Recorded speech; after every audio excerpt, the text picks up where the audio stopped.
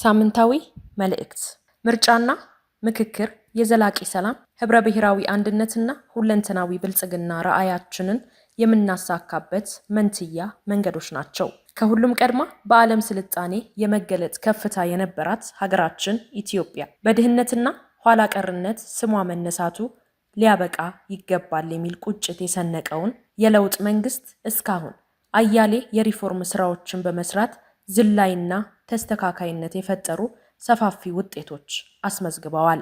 ከነዚህ ሪፎርሞች መካከል ለዘመናት አብሮን የዘለቀና ከፍተኛ ዋጋ ሲያስከፍለን የቆየው የዲሞክራሲ ባህል ስብራታችንን ትርጉም ባለው መልኩ ለመጠገን የተሰራው ስራ ነው። በዚህ ረገድ በህገ መንግስቱ መሰረት በየ5 ዓመቱ የሚካሄደው ጠቅላላ ምርጫ ጊዜውን ጠብቆ እንዲተገበር ከማድረግና የዲሞክራሲ ባህላችን መገንባትና ሀገራዊ ምክክር ማካሄድ የዘለቁ ብስለት ቁርጠኝነትና አሳታፊነትን የሚጠይቁ አያሌ ስራዎች እየተሰሩ ይገኛሉ። የዲሞክራሲ ባህላችን ላይ የሚታየውን ስብራት ለመጠገን የመግባባት ዲሞክራሲ እንደ ሁነኛ መፍትሄ እየተተገበረ ሲሆን የዚህ ጥረት ማዕከል የሆነው ደግሞ የሀገራዊ ምክክሩ ስራ ነው። የዛሬ 6 ዓመት ገለልተኛ ኮሚሽን ሆኖ በመዋቅር ወደ ስራ የገባው የኢትዮጵያ ሀገራዊ ምክክር ኮሚሽን ባለፈው ሳምንት ከሁሉም ክልሎችና ከተማ አስተዳደሮች ባለድርሻ አካላት አጀንዳዎችን የመሰብሰብ ስራውን ወደ መጨረሻ ምዕራፍ ማሸጋገር ችሏል። ወደ ኋላ ቀርቶ የቆየውን የትግራይ ክልል ባለድርሻ አካላት አጀንዳ የማሰባሰብ ስራ በክልሉ ለማከናወን የተደረጉ በርካታ ጥረቶች እዛ ባለው ጎታች ኃይል ምክንያት አለመሳካቱን ተከትሎ የክልሉ ተወላጆች በብዛት በሚኖሩበትና የሁሉም ኢትዮጵያውያን የጋራ ቤት በሆነችው አዲስ አበባ ለ3 ቀናት አጀንዳ የማሰባሰብ መድረክ ተካሂዶ በስኬት ተጠናቋል። መድረኩ ከትግራይ ክልል ለዚሁ ሲባል የመጡ ተሳታፊዎችን ያካተተ ከ600 በላይ ባለድርሻ አካላት የተሳተፉበት ሲሆን ሂደቱ እጅግ የላቀ የመግባባትና የለውጥ መሻት የታየበት የትግራይ ህዝብ ፍላጎት በሙሉነት የሚያንጸባርቁ አጀንዳዎች ነጥረው የወጡበት በላቀ የተሳታፊዎች ብስለትና ዲሲፕሊን ታጅቦና በነፃነትና በዲሞክራሲያዊነት ተሞልቶ ተካሂዷል።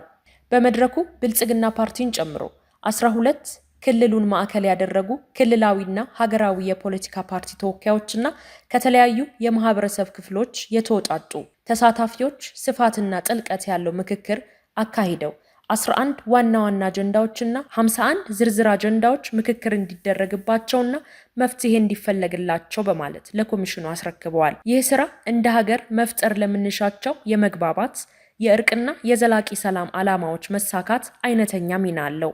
ከዚህም በላይ የኢትዮጵያ ህዝቦች አጀንዳዎች ከሞላ ጎደል የሚመሳሰሉና የሚቀራረቡ መሆናቸውን ለመረዳት ተችሏል። መድረኩ በአዲስ አበባ መካሄዱም የትግራይ ህዝብ እኔ ብቻ አውቅልሃለሁ ከሚለው የማያግባባና ኋላ ቀር አስተሳሰብ የመላቀቅ ሂደት ላይ ተስፋ የፈነጠቀ ሆኖ ታይቷል። የመድረኩ ተሳታፊዎችም አዲስ የለውጥ ምዕራፍ እንዲጀምር ያላቸውን ከፍተኛ ፍላጎት ባሳየ መልኩ በሙሉ ፍላጎት ሲሳተፉና ሲተባበሩም ተስተውለዋል። በአጠቃላይ የሰሞኑ የትግራይ ክልል የባለድርሻ አካላት አጀንዳ የማሰባሰብ መድረክ የምክክር ኮሚሽኑ የዓመታት ጥረት ወደ ወሳኝ ምዕራፍ የደረሰበት ሁሉም አጀንዳዎች በአሳታፊነት እኩልነትና ፍትሃዊነት መሰብሰብ የተቻለበት እንዲሁም መጻኢው ጊዜ አዎንታዊ ሰላም፣ ሀገራዊ መግባባትና ሁለንተናዊ ልማት የሚነግስበት መሆኑን ያለንን ተስፋችንን ከፍ ያደረገ ታሪካዊ ክስተት ሆኖ ተስተውሏል። ይህም እየተሳካ ከሚገኘው ጠቅላላ ምርጫ ጋር በመንትያነት ተደምሮ ሲታይ እንደ ሀገር ምን ያክል ትልቅ ተስፋ እንዳለን በግልጽ የሚያሳይ ነው። ኢትዮጵያ ትመርጣለች፣ ትመክራለችም። በምርጫና በምክክር የሀገረ መንግስት ግንባታዋን ወደ ላቀ ደረጃ ታደርሳለች። ብልጽግና ፓርቲ መጋቢት 28 2018 ዓ.ም አዲስ አበባ